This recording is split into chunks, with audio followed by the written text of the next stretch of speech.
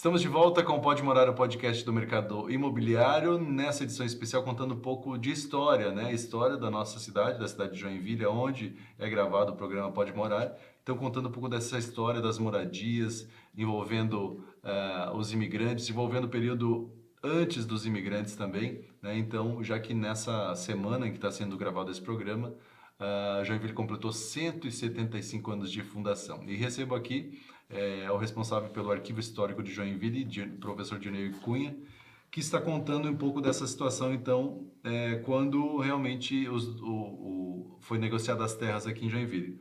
E aí tem uma coisa que eu queria juntar um pouquinho, que eu lembro que tinha uma família conhecida minha que veio de Corupá para Joinville, e eles possivelmente nos anos 50, 60 talvez, e o senhor Adolfo, ele disse que ele botou as coisas em cima de um caminhão e veio para Joinville porque aqui tinha emprego.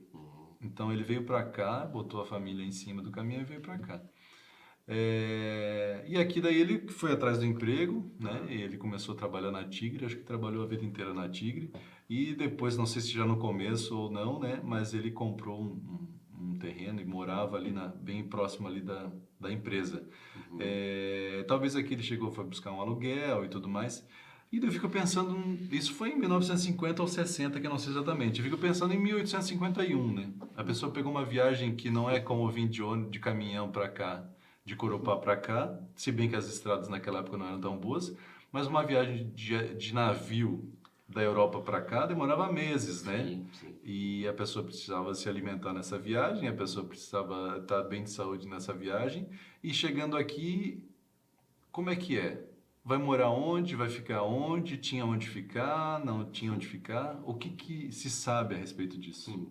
É uma viagem bastante complicada, porque eram 2 meses mais ou menos, depois com os navios a vapor, 1 mês, um pouquinho mais. Então chegavam realmente muitas vezes debilitados, alguns não aguentavam também, até morria a bordo, ou nos primeiros tempos aqui. Então foi um início muito difícil mesmo, né? O pessoal já estava ferrado lá na Europa, continuou ferrado aqui, de certa forma, né? Porque começava do zero. Então, como tu falou, a questão da habitação era o primeiro problema, onde é que eles iam ficar? Então, tinham galpões de recepção, né, chamados Empfanghäuser. Exatamente isso, casas de recepção. Então, esses grandes galpões de madeira, tronco de palmito coberto por folhas, né? Não existia nem telha, não existia tijolo, não existia nada. Então era super primitivo. Uma clareira aberta no meio pode ser do mangue, né? Era um mangue muito maior do que é hoje, né? Essas áreas Sim. que a gente ainda tem remanescentes. Então, onde hoje é mais ou menos ali o centro da cidade. Já foi uma escolha, há controvérsias aí, não foi uma escolha acertada, justamente por ser um local E que não alagava, dava, né? né? Não dava. Até hoje, né? O centro de Joinville, temos esse problema. Então, não é algo de agora, né? Sempre foi assim. Espertos eram os bugres, né? Que Ah, escolheram os melhores lugares para morar. mais alto, né? Já sabiam, né? Foram muito mais espertos. E eles que eram selvagens, né? Os imbecis. Enfim, esse foi o primeiro problema, né? Local alagadiço, insalubre, super úmido e nessas condições de moradia também precárias, né? Porque eram ranchos coletivos, sem privacidade, né? Certamente sujos, porque recebia muita gente no início. Não teve, apesar de um certo planejamento, não deu muito certo, né? E aí eles ficavam algumas semanas ali, enquanto geralmente o homem, né, o marido, enfim, o pai, ele saía em busca de um local apropriado, um terreno, um lote que ele adquiria. Então, uma das Eles poucas... escolheram os terrenos quando estavam aqui já. Sim, provavelmente já com o mapa, né, em mãos, né, e com essa divisão por lotes, tal distância daqui, a área rural, Tem um rio perto, tem... às vezes, né? Aqui vai sair um shopping Miller. Que vai valorizar. Tem um loteamento aí que vão promover aqui, ó. E nem sempre é uma escolha acertada. As terras não eram tão férteis muitas vezes, Sim. e a maioria eram agricultores, então viviam disso, né, de produção agrícola. Então as dificuldades foram inúmeras, né? Epidemias, né? Aclimatação terrível, né? Imagina sair de um frio intenso lá. Eles estavam, esses primeiros, por exemplo, que vieram em março, saíram lá ainda no inverno, né? Ali e tal. Final do ano, possivelmente. No final do ano saíram no inverno, né? Tava congelado o negócio lá, né? E chegaram aqui no calor de março, como a gente está agora, né? Então já foi uma dificuldade nesse sentido também, tá? Escolhido o lote, aí sim, geralmente em regime de mutirão, né? Pegava lá alguns companheiros, colegas que vinham da mesma região, Ajuda da a mesma minha cidade. e eu ajudo na Exatamente, tua. um ajudou o outro aqui, e era aquela barraca mesmo, né? Aquela choupana, né? Também de troncos. Como você falou, não tinha telha, Não não tinha tinha nada, tinha uma indústria local. Tá? Então, essas foram as primeiras moradias. Em lotes, geralmente ali de cultiváveis, né, que pudesse garantir uma produção para subsistência inicialmente, né, e algum excedente depois para venda, para ganhar algum dinheiro. Então, tinha que ter aí em torno de 40 morgos, 60 morgos. Isso daria mais ou menos 100 mil metros quadrados para mais. Tá? Hoje, porra, baita terreno, né? Mas na época era um lote simples. Só que para essas pessoas que não eram nem proprietárias lá na Europa, muitas vezes, cara, estavam No no paraíso. paraíso. Aqui eles se tornaram proprietários. Isso já era uma mudança também, né? Uma mentalidade, né? 100 mil metros é muita coisa, né? É bastante terra, mas como eu falei, dependendo de onde o cara escolhia, às vezes dava azar, era uma terra que não tinha muita... É uma região central inteira ali, 100 mil metros é muita coisa. Não, mas aí tinha os lotes urbanos, como eu falei, eles olhavam, tinha um mapa ali, ó, aqui vai ser o centro da colônia, aqui os lotes são menores e mais caros. Então esses colonos, eles não ficavam ali no centro, né? Eles iam para a área rural mesmo, bem mais afastado. Tanto que depois do centro, o primeiro núcleo que se formou aqui, hoje é o bairro Vila Nova, né? A época era chamada de Anaburgo, né? Tinha a estrada Anaburgo, a estrada dos suíços, né? Que levava até lá. E hoje também a Rua 15 que leva. Mas ali se localizavam essas primeiras levas aí de imigrantes, principalmente suíços, né? Depois também alemães, claro. E era terra barata. E é o que eles queriam, né? era o que eles Produzir. precisavam, né? E em que momento que começou e da onde que vieram, já que a gente está falando de moradia, né? O que representa, ou que pelo menos as pessoas acham que representa a cidade, que são o estilo enxaimel. Como é que surgiu essa situação e quem tinha condição realmente de fazer isso?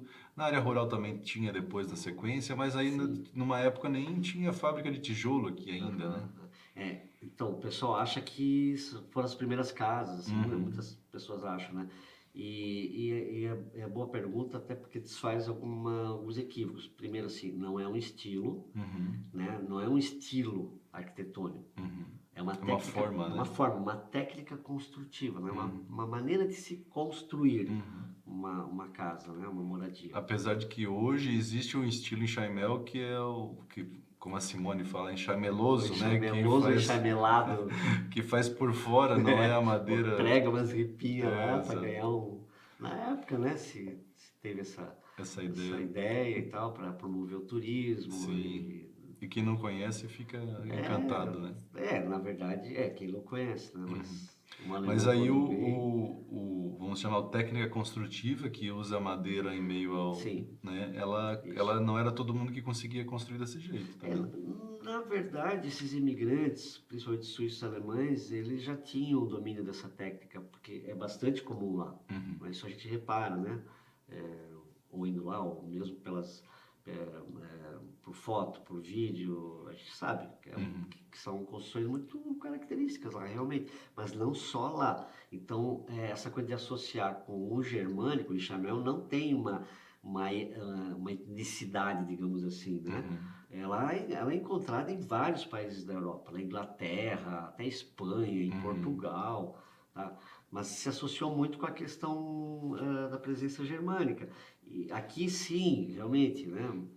Você não vai ver, por exemplo, italianos construindo nessa técnica. Eles dominavam outras técnicas, né? De pedra, por exemplo, né? Isso é bastante comum nas regiões de colonização italiana. E também tem uma questão econômica. Por quê? Porque madeira era abundante aqui. Tinha muita madeira, né? Óbvio.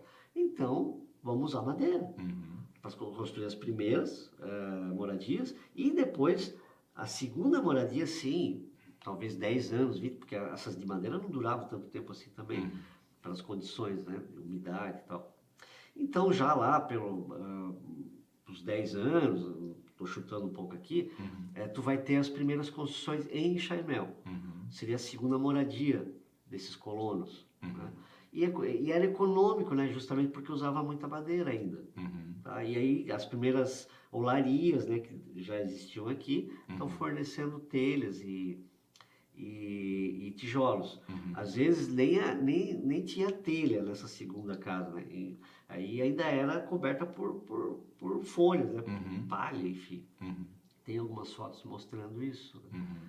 E... Que as telhas já envolviam mais uma técnica chamada de industrial, vamos chamar assim, né? Ou pelo menos manufatura, sim. Que aí já não é uma coisa que tinha tudo na encarecia. época, né? Então eles precisavam economizar. Eles ainda não eram pessoas com algum dinheiro.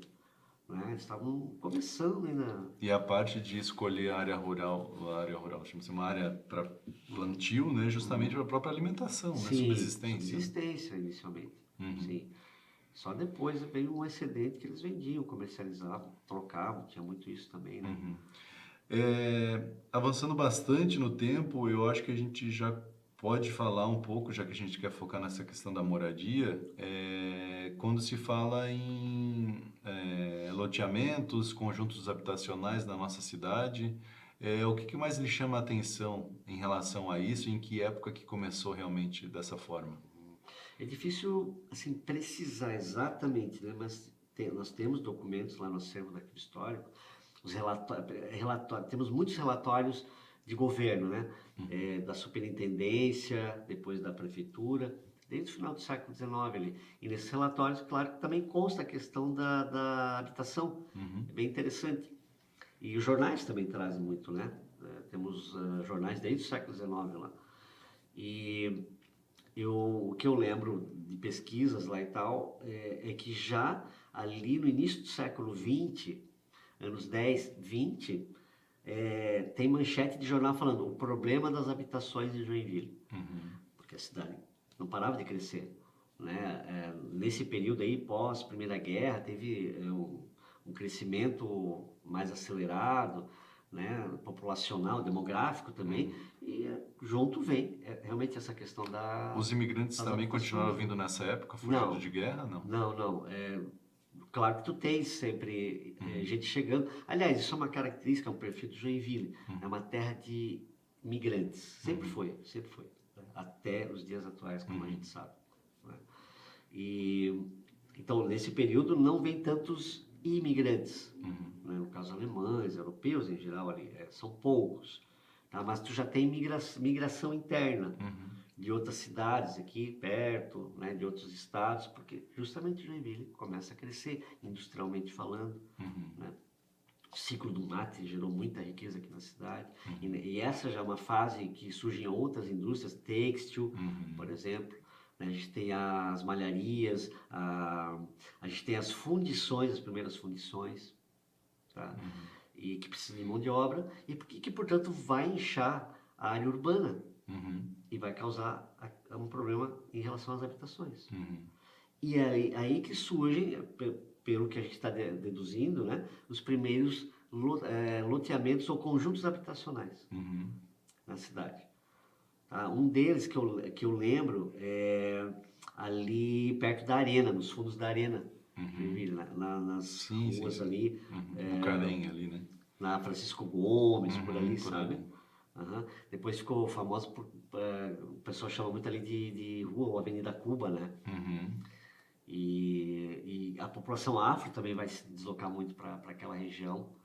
Tá? Trabalhar nas atividades portuárias, tem essa questão também, né? Que fica próximo, tinha o Bem Porto próximo, Joinville ali, né? exatamente, ali no Bucarém, bem ali na arena, onde está a arena, ali, né? Na curva do rio. Tem ali. até dizem que tem um guindaste antigo ali ainda. Ainda tem alguns vestígios. E aqui no mercado municipal também, né? Nós temos essas estruturas ali ainda. Algumas, De de amarras, exatamente, e de guindastes. Né? Então eram 2 portos, inclusive, para ver o movimento da cidade, né? Nessa época. Sim. O crescimento, né? Então o comércio, a navegação era muito forte ali. E aí depois tem a questão que me chama a atenção, por exemplo, Comasa do Boa Vista, que acho que tem uma forte ligação com a própria indústria ali, né? Sem dúvida. Né? Sem Que as pessoas precisavam. Sim. A própria indústria, não sei se conheci de datas, né? Mas a Tupi ficava na região central da Sim, cidade. sim, ali onde é o Miller. E foi para o bairro e, coincidentemente, surgiu uma... Desenvolveu, ocupou ali de uma forma absurda, né? Principalmente com migrantes, né? De outras regiões aí, Paraná, principalmente ali nos anos 70 até 90, né? E talvez coincide também que tem a famosa Comasa também, do Costa e Silva, né? Que aí tem esse vínculo talvez com o Embraco, o Consul, que também... Sim, o Distrito Industrial, sem dúvida nenhuma. Então tem essas situações. Né? Ali já no final dos anos 60, né? Início de 70. Sim. Dionei, o que você pode destacar rapidamente, a gente não tem mais tanto tempo, sobre essa questão da verticalização, né? Em que momento que a cidade começou a ficar mais vertical? Ela ficou por muito tempo sem prédios, né? E o prédio, eu acho que edifício Manchester, né? E tudo mais. Eu lembro de ir no edifício Manchester, não sei qual eram os prédios, se era o Freighton e Manchester, que um cara veio atravessar de um para o outro, assim, como se fosse foi uma apresentação, assim, parou a cidade para ver aquilo. Anos 80, possivelmente, era muito pequeno, não lembro tanto, mas era um artista, né, que iria atravessar de um prédio para o outro andando sobre uma corda, enfim, alguma coisa, era uma atração do momento. Não existiam muitos prédios, né? Então, em que momento começou a surgir isso? Essa verticalização mesmo é anos 70, sem dúvida. Tu tens alguns prédios menores ali, 4, talvez 5 andares no centro, né? O Rudenas, por exemplo. O famoso prédio verde que não existe mais ali, né? Aquela situação muito estranha, bem no rio ali, praticamente em cima do rio, né? Mas o prédio mesmo de maior envergadura, né? Acho que são 20 andares, eu não lembro agora o Manchester, é de 1970. Foi o primeiro grande prédio da cidade.